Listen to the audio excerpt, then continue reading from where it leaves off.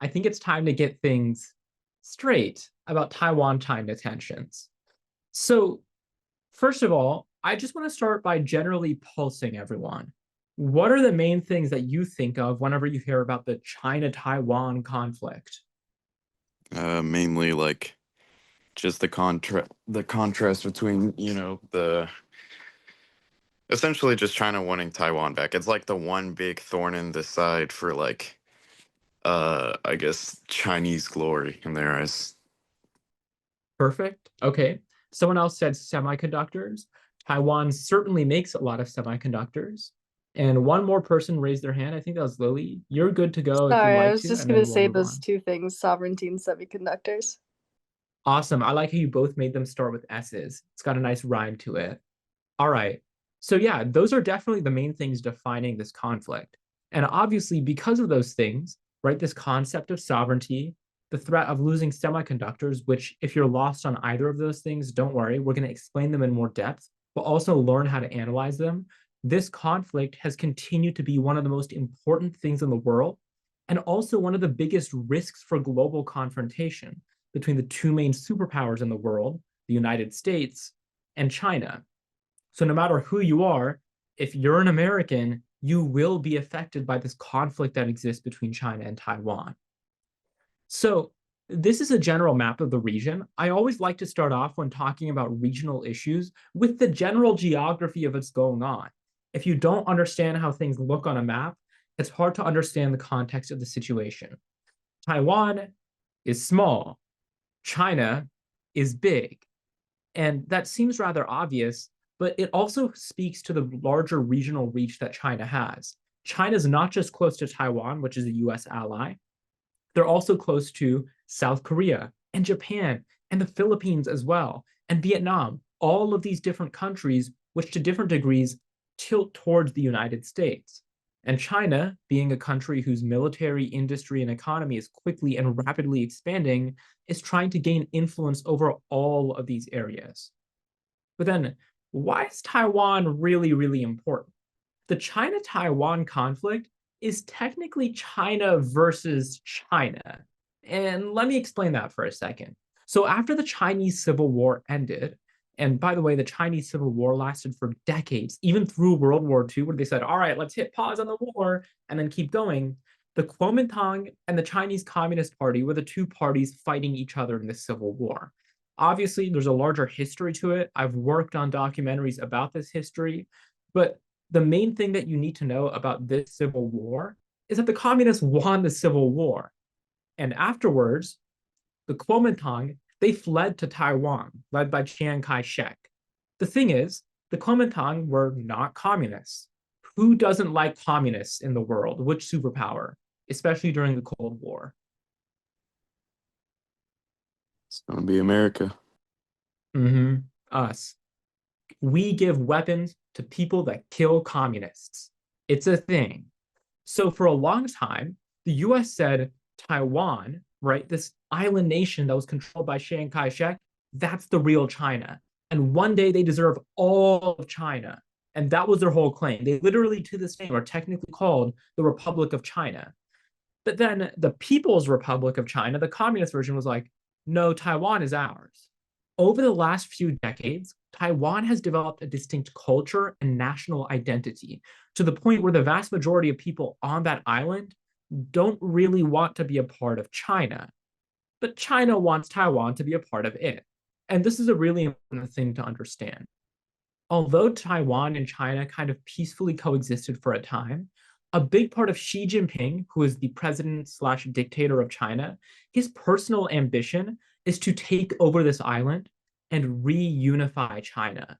And he believes that he wants to personally do this within his term because he sees it as a way to right the wrongs of history and stop Western intervention that's tearing apart China. And because of that, he is very dedicated to investing capital, manpower, and whatever other resources he needs to in order to make this happen. All right. So, why does that even matter in the first place? We know that there's this conflict happening, and we know that China wants Taiwan back, but I want you all to tell me why we should care. Why should Donald Trump start listening? Why should Joe Biden wake up from his long nap? Why should we as Americans care? Can someone tell me? Well, obviously, a lot like what a lot of people mentioned, the biggest thing is the semiconductors, with Taiwan being the largest supplier. So, like, essentially, what a lot of people think will happen is if China gets Taiwan, that will definitely like threaten the global semiconductor industry and potentially threaten the U.S. like economically and just in other various ways as well. All Well, we right, but want my to name be. is Willie. Oh, sorry. Sorry. Go No, ahead. you're good. No, and I'll let you go after this and expand on the question that I was going to ask. So Lily, my name is Waleed, and the reason I got delayed is I was at work. I had something to do. I produce historical documentaries. Why do I care about semiconductors? What does that even matter to my life? It just sounds like a random word of technology that's traded by people in California, and I'm no Californian. So what does that really mean in a practical level? Well, the semiconductors are the things that they power the technological products that you use every day, like AI. Mhm. And that's how it Yeah, affects your exactly. life. I Hmm. suppose if the United States loses this, like not just technological, but particularly AI race with China, and China gets this influence over Taiwan where it can more or less control the TCMC the same way it controls its own like state run companies. The United Hmm. States, okay, United States and people in the United States using these products will lose, maybe not lose access, but lose control over how theirs are run, especially because China, I don't want to say like manipulates, but kind of interferes a little bit with the technological products that they send out. Like sometimes you find Chinese spyware um on technology that they export. I guess Okay. uh, yeah, I'm struggling to Yeah. impact onto No. the person, but Yeah. That's good. We're going in the right direction. Blake and then Myra. Stepping away from the semiconductors, there's long been a fear, especially during the Cold War, among policy analysts, that if Taiwan falls, then that triggers a domino effect and a bunch of our other allies in the region fall. So that's another major reason we need Taiwan to stay up for the rest of our allies to stay up. Okay. Myra. I am a Californian, so I do know a little bit more about the semiconductor industry as a whole. And I think going back to the AI race, everything in the US, especially regarding China, depends on the success of its AI technologies, specifically, especially regarding national security. Because in the chip race, if you can develop a chip that is strong enough, then you can potentially hack into any country's security possible, especially with quantum computing coming up as well. If you can develop semiconductors and chips for that too, you are basically like the person who can take over the world in some sense. And the US is not comfortable giving that to a regime such as China, who wants to specialize more and more in AI right now. If you look at even the Taiwan semiconductor industry, China is producing a lot more of its own AI, and a lot more of its own semiconductors, and is gaining capabilities that are far beyond what the US has right now developmentally. So if the US is able to catch up to that, that will be a really, really big thing. And in this sense, they cannot let China win. Hmm. Yeah, exactly. So this is the thing that's really important. I think that if China takes Taiwan, what next? Blake, what you brought up is a domino effect, really important as well. But fundamentally, I think semiconductors are at the heart of why America cares about a little island in the South China Sea, especially to the extent that we do. The Taiwan Semiconductor Manufacturing Company produces more than 90% of the world's most advanced semiconductors. And like Lily was explaining to me in the context of my job, and really most people's jobs in America, they rely on semiconductors. They rely on increasingly advanced technology. So the economy falls apart if we don't have access to advanced technology. People's jobs and livelihoods are threatened all across America if China chokes off Taiwan from global trade, from global supply chains. And on the other side of things, like Myra brought in, national security is also at stake. A lot of America's key military technology And this is concrete impacting you all. And this is something that I want to make sure that I'm emphasizing here. Whenever you give an extemp speech, you want the impact to be something easily imaginable in the heads of a judge. This was a big thing that I did leading up to NSD and Nationals that helped me quite a bit. Making the impact something that are very concrete and situational are really, really helpful, whether it's losing jobs and livelihoods or pieces of military equipment getting stuck on manufacturing lines because they don't have the technology that they need in order to keep going. So America is very, very dependent on Taiwan for these semiconductors. I'll go on a brief tangent here since we have a little bit of surplus time. What an advanced semiconductor means is that the fabrication process is really advanced. So basically, there's a law in semiconductors, and I'm not going to go way too deep into it, but essentially it's the idea that every few years, semiconductors double in terms of their power. Computers keep getting exponentially more and more powerful. That's something the world has largely followed over the last 50 years. But what's cool is the more semiconductors, which are really, really tiny conductors you can pack onto a bit of silicon, and you can cut apart onto a piece of silicon, what it's going to do is it makes it more power, essentially more computing happens for the same amount of energy. They become more efficient. We have now gotten to a point where some of our semiconductors have space between each other that's as little as 3 or 1.5 nanometers. The thing is, China is quickly catching up. The technology used, for example, in many iPhones and MacBooks is 7 and 5 nanometer. China is down to 7 nanometers. Taiwan is at 3 nanometers. It's a tech race to see who can make the most efficient and quick chips as possible, because these are the chips that are training our AI models. These are the chips that go into our advanced technology. They're the chips that our economy and national security both depend upon. So I think this is a really, really important thing to understand when it comes to tensions inside of the Taiwan Strait. Additionally, there is a geopolitical element to this. For a very, very long time, the United States has been the sole superpower in the world. In the 1990s, there was another Taiwan Strait crisis where it looked like China was sort of gearing up to invade, but the US sailed the 7th Fleet through the Taiwan Strait. China got scared and backed off because they weren't strong enough to match or challenge the United States' power. Today, China views itself as an equally footed superpower on equal footing to the United States. It has been building up its navy very, very quickly.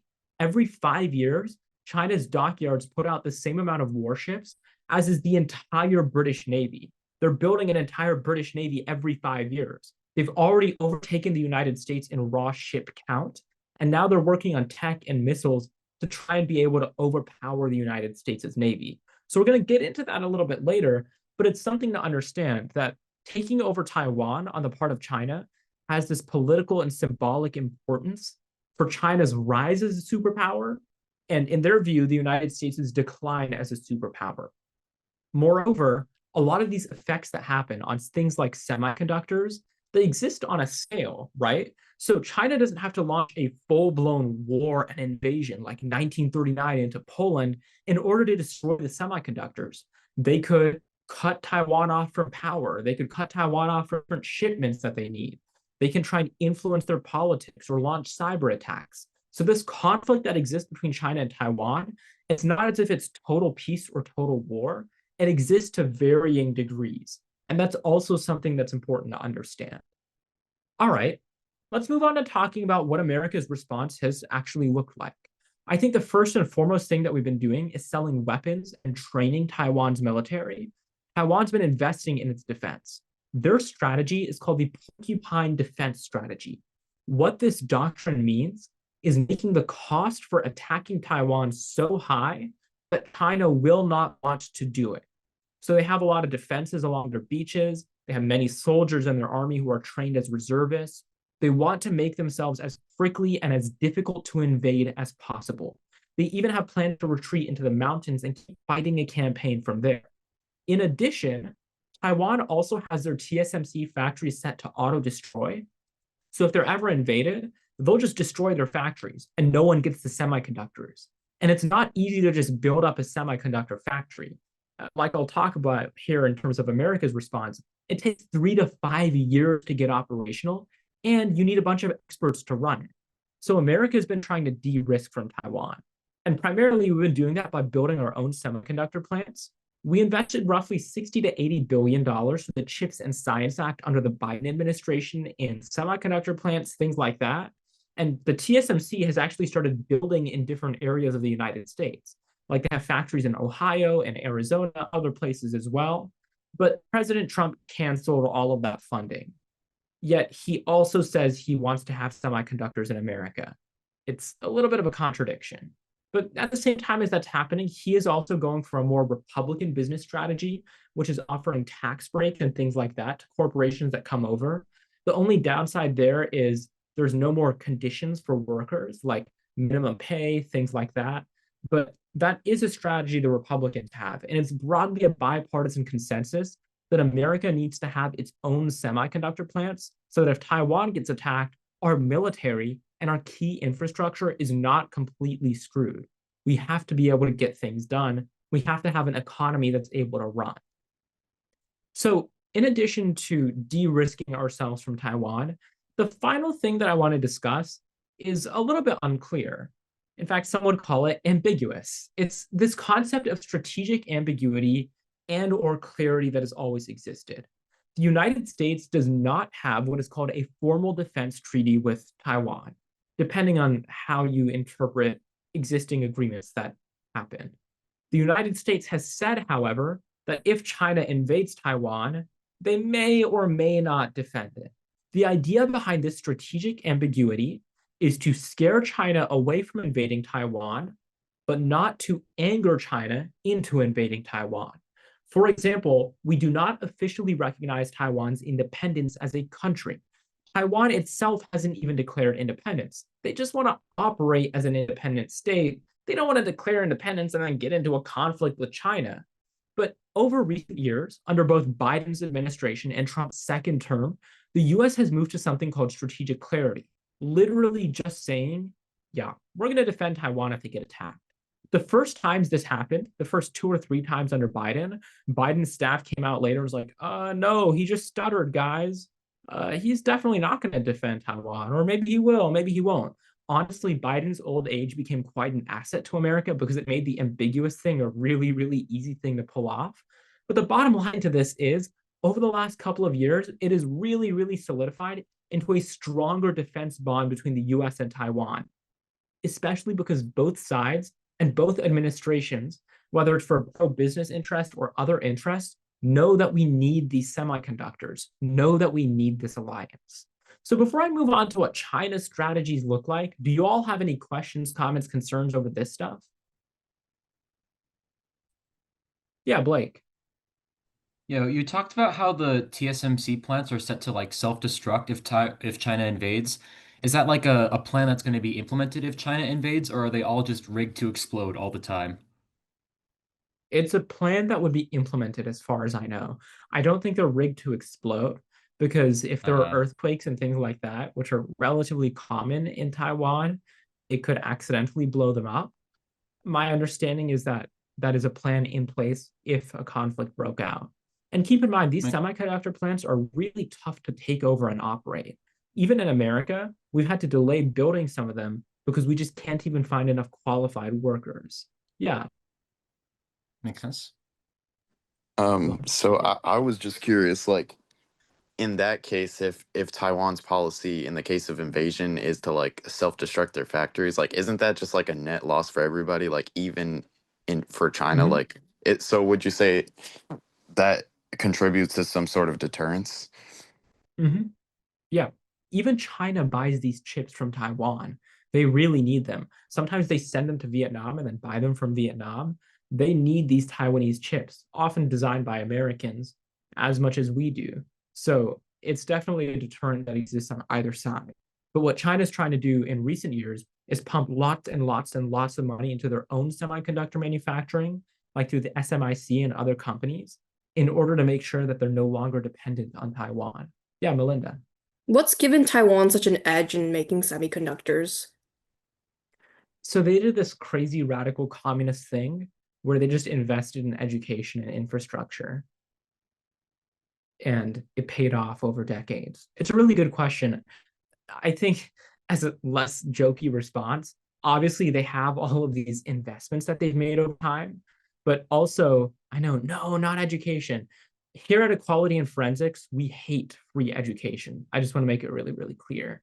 But really just investments over time in that infrastructure. For example, you need clear and consistent power grids, which is not even something we have in my home state, Texas, in order to run these semiconductor factories consistently. And they made really good investments right at the start of that industry, back when it wasn't really a very big or mainstream thing to make semiconductors. And because of that, they've now built it into a very strong industry today. So it was just smart investments a few decades ago. But I believe there is more history and there are certain personalities and figures involved behind it. I've watched a few documentaries behind it before. So if you want to go down that YouTube rabbit hole, feel free to. There's a lot of really good documentaries and videos in general that'll help you understand this issue, even a lot better than this lecture is going to help you. But what I'm doing here is explaining things as importantly as they need to be explained in the context of extemp. The last thing I want to explain before I move on to China, just as a critical piece of information, is that when it comes to this military conflict, the potential for a military conflict between China and the United States has the quality advantage by and large, and China has the quantity advantage. I don't know why it ended up shaking out this way, but the two Harvard final round speeches I gave were both hypotheticals on China attacking Taiwan in one way or another. So because of that, in those speeches that I gave, I explored a lot of these issues. On a very fundamental level, the United States has things like Patriot missile defense. They recently updated some of their missile defense in the South China Sea and otherwise in order to make sure that they can defend against newer Chinese missiles. China has a bunch more missiles, and the United States is easily able to run out of ammo, out of interceptors, especially because we've been sending many of them to other countries, and out of other critical supplies that they would need. And all of these things are undermining the United States' ability to fight against China in the event that they invaded Taiwan. There's a really good study where the Center for Strategic and International Studies wargamed this out. I believe it was in January 2024. And they found that within a week of China invading Taiwan and the US intervening, the United States would run out of ammo. The most powerful nation in human history would run out of ammo in a week because there is one factory in, I believe, Louisiana that has not been operational that we've continued to pay for. So although the US spends more money than the next 7 nations combined, we spend our money really, really badly because we have lobbyists, we have corruption, and we have a military industrial complex. So as a result of that, a lot of our procurement is really poorly done. And of course, sending a lot of our equipment and reserves that we built up over a few decades of not having conflict with great powers has also been something that has objectively taken away from our stockpiles, regardless of whether you support or oppose sending those things. Like, for example, to Ukraine, we sent them many of our Patriot missile defenses. Okay, Emma, and then Lily and Catherine. Yeah, just earlier you were asking about like comments and stuff, and I just wanted to say, like, as a Taiwanese American, one, you've done like a really good job of covering it, and two, when I went there this summer, I found out that boys as young as like 13 are like that's the eligible age to be like drafted in the military, and I just thought that's like so crazy because like I was literally like just talking to this kid. He's like shorter than me. He's like a pint size, and he's like, "Oh yeah, like maybe I can come with you to the U.S. to like avoid the draft." And I was like, "The draft? Like, excuse me?" So yeah, I just thought that was like really wild, but it gives you a good idea of like how far they're willing to go to defend themselves and stuff. Yeah, I mean, in America, we're drafting essays at 13, and they're getting drafted. It's a big difference. Lily and then Catherine. And I just want to apologize, Mr. Moffitt. I know we're running a little bit over time, but I definitely think we've had a really solid session here, and we had a couple delays starting up the Zoom. No, but it's all good, man. And also, you're covering some of the stuff that we're going to be touching base on in power projection as well. So thank you for teeing up some of that. I appreciate it. Yeah, of course.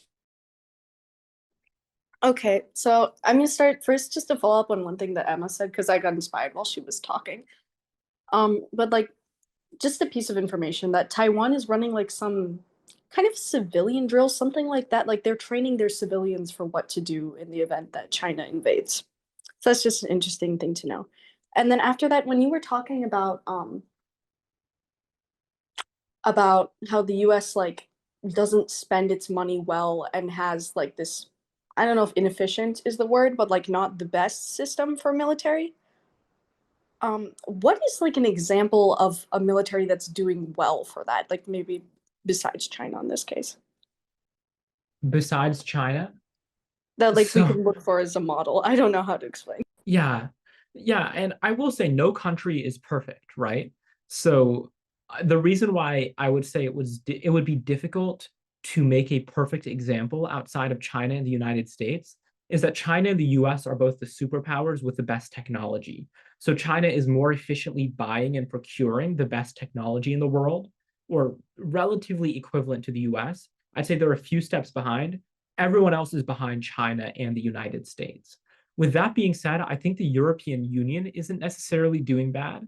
They have the European Defense Fund, which takes all of the European countries together and they jointly procure defense items that they need.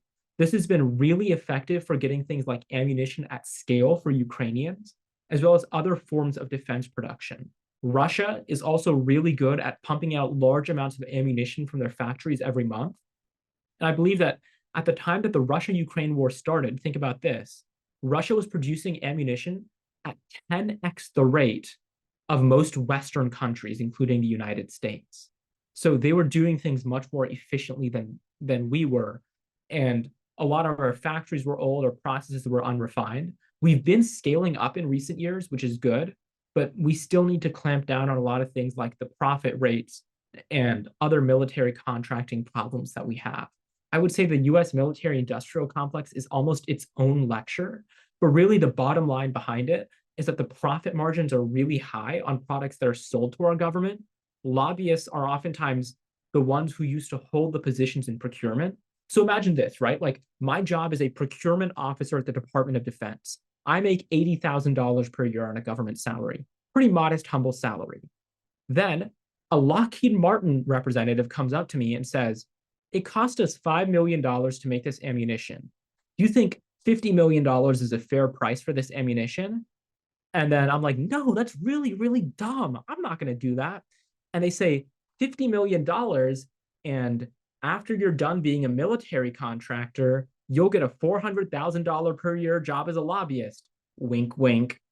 $50 million sounds like a great price. Never mind. So that's sort of what's called an iron triangle between bureaucracy and Congress and the lobbyists is something that really makes it difficult for America's government to be efficient.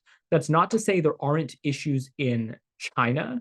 China recently purged a bunch of its generals in its rocket force for corruption, but it doesn't exist to the same pervasive extent that it does in the United States. All right, Catherine. So I personally don't like understand why China is still thinking about invading Taiwan. Like obviously Taiwan doesn't want to be like taken over by China, like you can tell.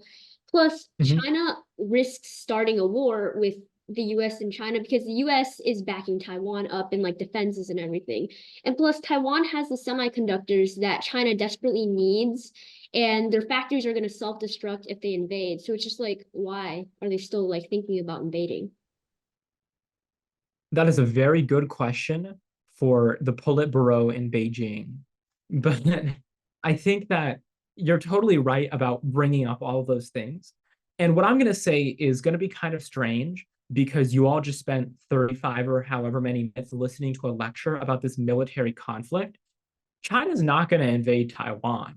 Like, if I had to bet on it, I would say that China probably will not invade Taiwan.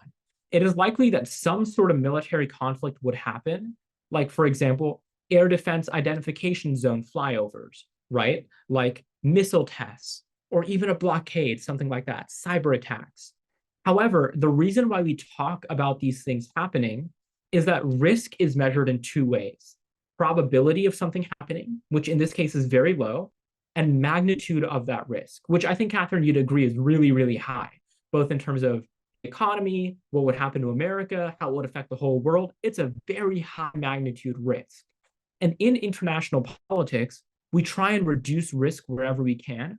And in general, we have to focus on those high magnitude, low probability events.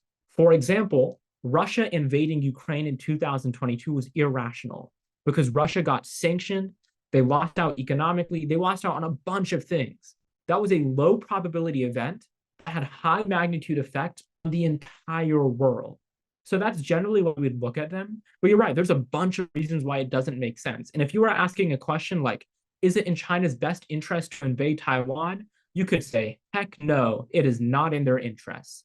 But this lecture is really equipping you to understand the military dynamics that play out and also understand that we spent trillions of dollars on our military, for example, during the Cold War, preparing for a war with the Soviet Union that never happened. And because we spent that money, that's why the war never happened. It's about peace through strength as a concept. All right, Melinda, you can ask the last question, and we really do have to move on and wrap up. I want to ask, what has been the impact of like the conflict between Taiwan and China now that Donald Trump has become president versus when Biden was president? That's a good question. I think it almost remains to be seen because it hasn't been that long into Trump's presidency. What I can say is that military engagement, in my observation, has remained the same, while political engagement has fallen off. I think that's largely because the type of leaders who come out of Taiwan don't benefit or hurt Trump politically in any way. They buy weapons from Trump, but they don't buy crypto, for example. And militarily, during the Shangri-La Defense Dialogue in Singapore, Pete Hegseth actually reaffirmed strategic clarity about the United States being a partner of Taiwan defense-wise. However, something that commonly happens when Taiwanese leaders are transiting into trips towards Europe is that they'll stop somewhere in the United States informally to have a visit with either American congressmen or even the president himself. This time when Taiwan's president, Lai Ching-te, requested to have that transit through the United States, President Trump actually refused, and he said, no, we're not going to transit in that way. So I think that shows how political relations have kind of grown stale, but military relations have remained relatively the same. And of course, TSMC has been pledging all this money toward American manufacturing to suck up to Trump, and Trump is really excited about that. So again, economically, it's the same. We used to give those countries direct subsidies to build factories in America. Now we're giving them tax and tariff incentives, which are honestly just a very similar form of subsidies without the labor conditions. So it's the same either way. It's a very bipartisan issue.